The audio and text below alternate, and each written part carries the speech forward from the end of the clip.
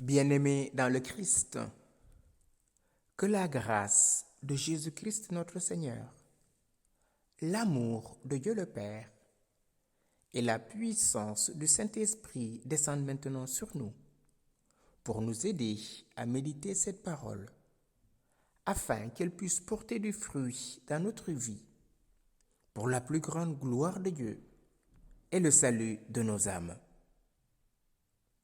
En ce troisième dimanche de Pâques, j'aimerais méditer avec vous l'évangile de Jésus-Christ selon saint Luc, au chapitre 24, du verset 35 au verset 48.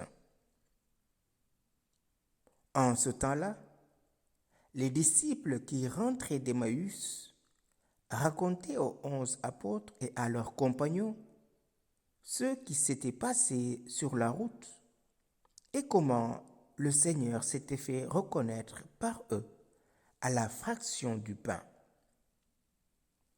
Comme il en parlait encore, lui-même fut présent au milieu d'eux et leur dit : « La paix soit avec vous. » Saisis de frayeur et de crainte, ils croyaient voir un esprit. Jésus leur dit : « Pourquoi êtes-vous bouleversés ? Et pourquoi ces pensées qui surgissent dans votre cœur ? Voyez mes mains et mes pieds, c'est bien moi. Touchez-moi, regardez. Un esprit n'a pas de chair ni d'os, comme vous constatez que j'en ai. Après ces paroles, il leur montra ses mains et ses pieds. Dans leur joie, ils n'osaient pas encore y croire et restaient saisis d'étonnement. Jésus leur dit : « Avez-vous ici quelque chose à manger ? » Ils lui présentèrent une part de poisson grillé qu'il prit et mangea devant eux. Puis il leur déclara : « Voici les paroles que je vous ai dites quand j'étais encore avec vous.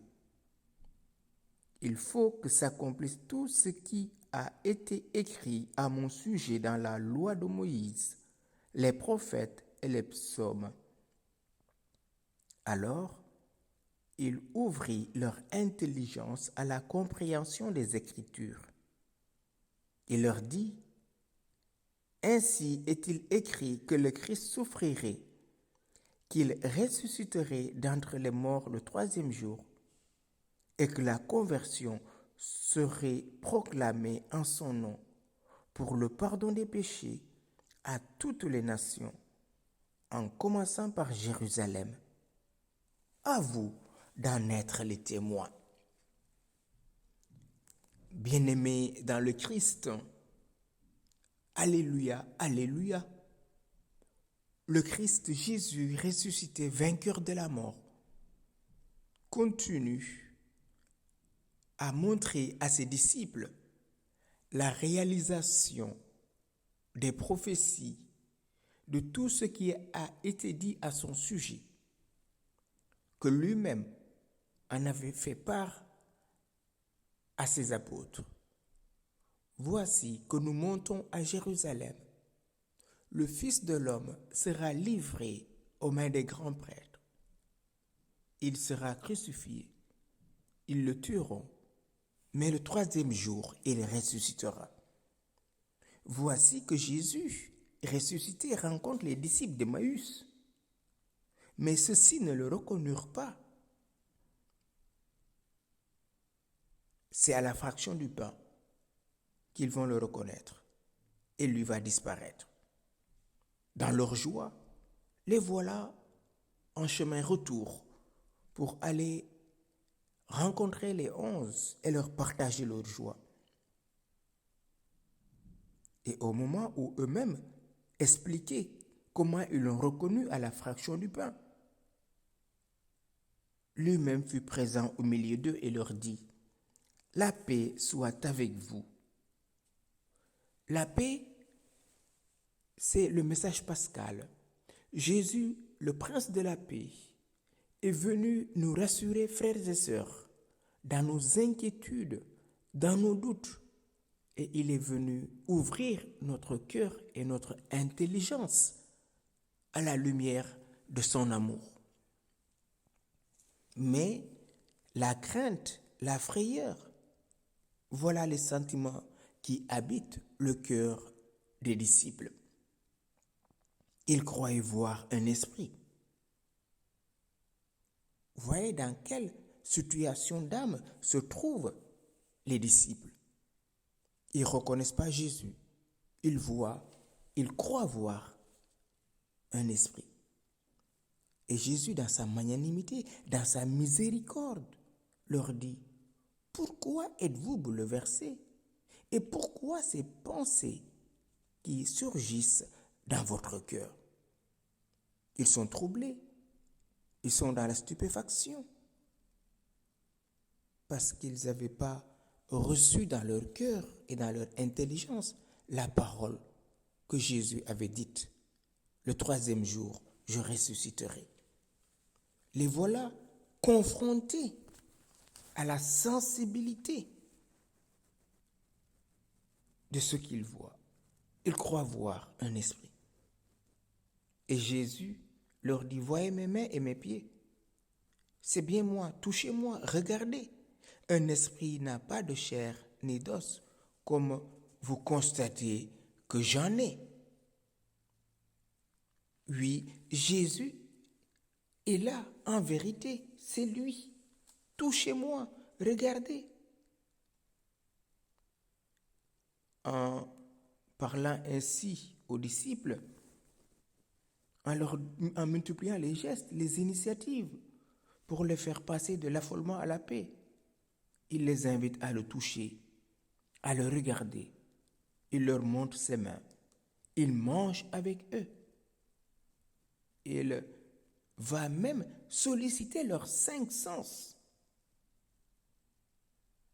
Il ne se contente pas seulement de leur dire, il n'est pas un esprit. Il leur fait éprouver lui-même en leur permettant de constater la consistance charnelle du corps ressuscité. C'est ainsi qu'il les fait entrer dans l'intelligence des Écritures par la perception des sens. Jésus continue de manifester sa miséricorde. Après ces paroles, il leur montra ses mains et ses pieds. Dans leur joie, ils n'osaient pas encore y croire. Ils restaient saisis d'étonnement. Voilà les sentiments mélangés des disciples, pris entre la frayeur, entre la stupéfaction, bouleversés, la joie, mais ils sont aussi dans l'étonnement. Le Christ ressuscité est là, présent. Et il est présent dans toutes les communautés qui se réunissent à son nom. Et voilà que les disciples lui présentèrent une part de poisson grillé qu'il mangea devant eux. Puis il leur déclara, « Voici les paroles que je vous ai dites quand j'étais encore avec vous. Il faut que s'accomplisse tout ce qui a été écrit. » Alors, il leur ouvrit l'intelligence à la compréhension des Écritures. Souvent, nous voulons un Jésus glorieux, en oubliant qu'il a souffert d'abord la passion avant d'entrer dans sa gloire. Cette communauté des disciples est en proie à toute une palette de sentiments, passant de la frayeur à la crainte, de pensées diverses, joie contenue, jusqu'à l'étonnement. Une communauté non homogène, car on peut supposer les 2 disciples qui rentraient d'Emmaüs, eux étaient ancrés dans la foi, comme ils l'avaient dit eux-mêmes. Notre cœur n'était-il pas brûlant quand ils nous parlaient en chemin? Le vivant, c'est-à-dire Jésus, vient rejoindre chacun de nous, frères et sœurs, pour nous manifester sa miséricorde. Pour ceux qui sont malades, Jésus est là pour leur assurer la douceur, la tendresse de l'amour du Père. pour ceux qui sont affligés, rejetés. Jésus est là pour les consoler, pour leur montrer ses plaies d'amour. Demandons à Jésus, en ce dimanche, où il nous invite à travers la foi, mais aussi l'expérience de nos sens, d'entrer dans le réalisme de son amour, d'ouvrir notre cœur, d'enlever encore ces pierres qui nous enferment, ces cailloux qui nous bloquent, ces manques de pardon, ces hontes, ces péchés qui nous retiennent encore, pour que nous puissions jouir de la joie pascale. Seigneur Jésus, tu es ressuscité et tes disciples peinent à te reconnaître, peinent à croire à tout ce qu'ont annoncé les prophètes, la loi de Moïse et les psaumes. Nous sommes souvent comme eux. Nous sommes bloqués par nos peurs, par nos hontes, par notre péché et avons du mal à communier à ta paix. Toi, le prince de la paix, viens déverser des torrents de paix dans nos familles, dans nos communautés, dans l'humanité tout entière, afin que le message pascal soit notre force, que nous puissions entrer avec toi dans la gloire de ta résurrection, maintenant et pour les siècles des siècles. Amen.